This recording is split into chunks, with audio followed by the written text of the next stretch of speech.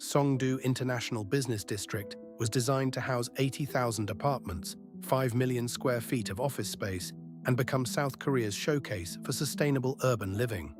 By 2015, the official completion year, only a fraction of those units were occupied, and the streets built to handle dense foot traffic remained conspicuously quiet. The promise began in 2003.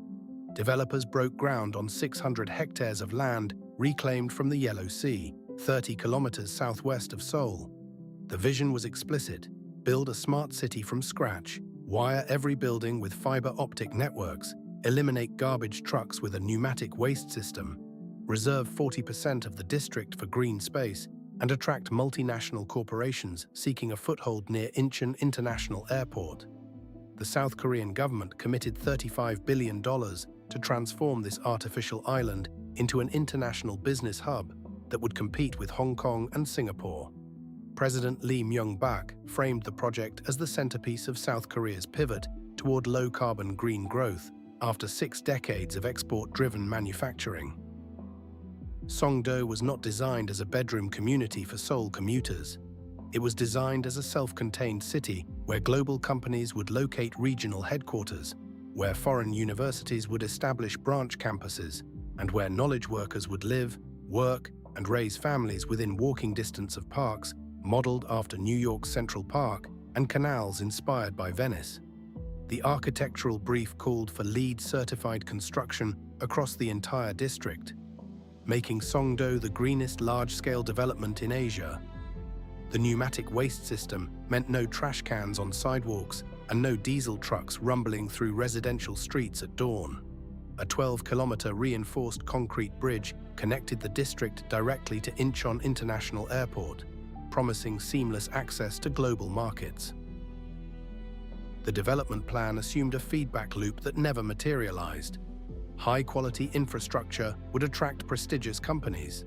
Those companies would bring skilled workers. Workers would demand restaurants, shops, and services.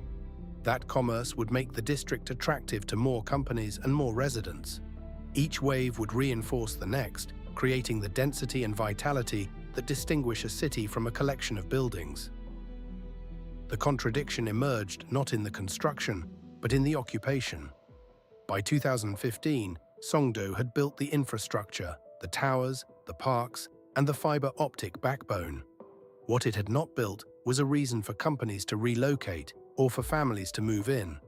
The district became home to 106 LEED-certified buildings covering 22 million square feet, representing 40% of all certified green space in South Korea.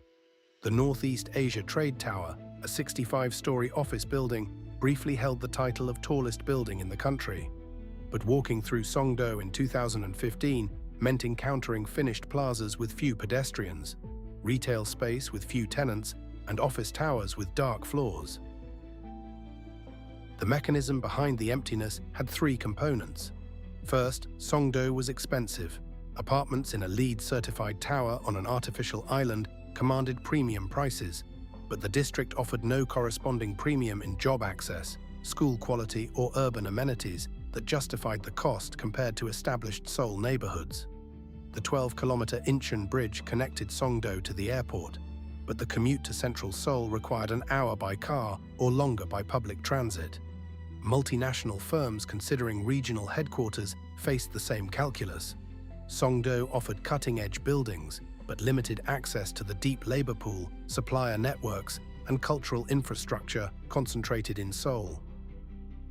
Without anchor tenants, the feedback loop ran in reverse. Sparse employment meant fewer residents. Fewer residents meant empty retail space. Empty storefronts made the district less appealing to the next potential tenant or homebuyer. The pneumatic waste system, designed to handle the refuse of a thriving city, hummed efficiently beneath streets that generated far less trash than projected. Second, the district was built faster than demand.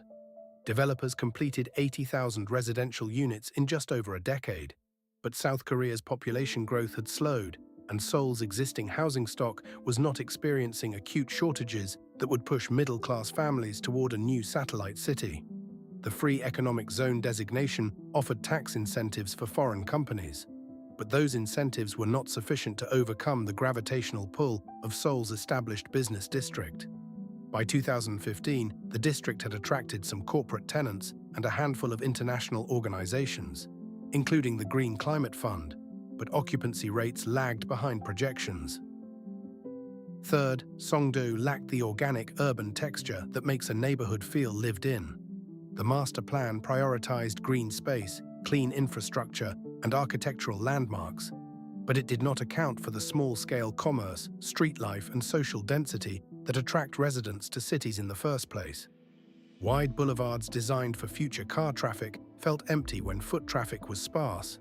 Retail space designed for international brands sat vacant because there were not enough residents to support them. The 40-hectare Central Park offered walking paths and landscaped greenery. But parks need people to feel like destinations rather than decorative gaps in the urban fabric.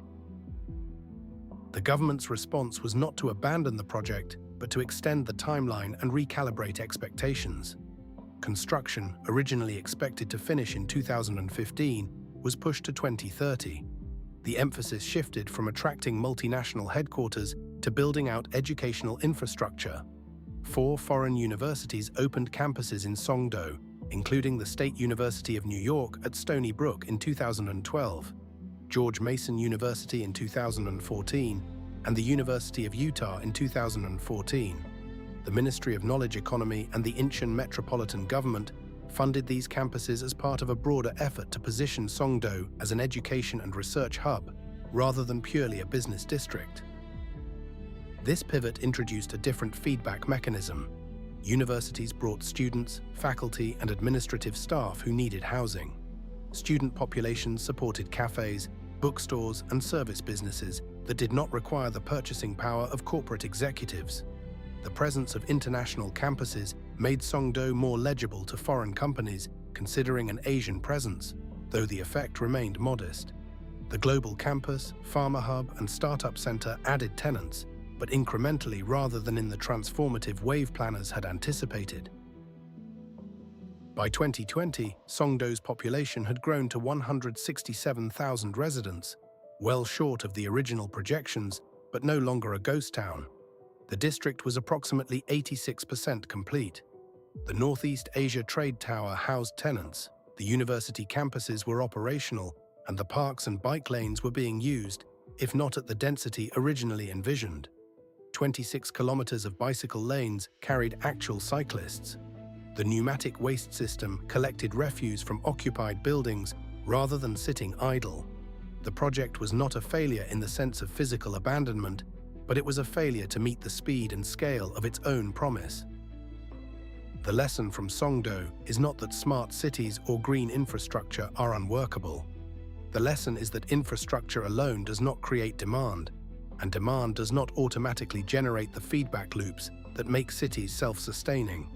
A city needs jobs, schools, transit connections, and the messy incremental commerce that grows when people have a reason to be there.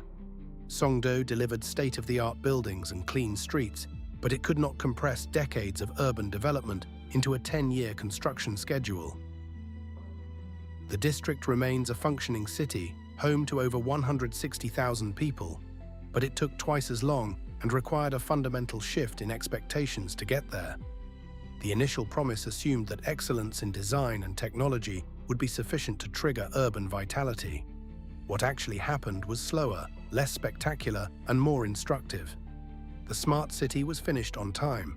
The city itself needed more time to arrive. Visual reconstructions are illustrative. Facts and interpretations are based on the sources listed in the description.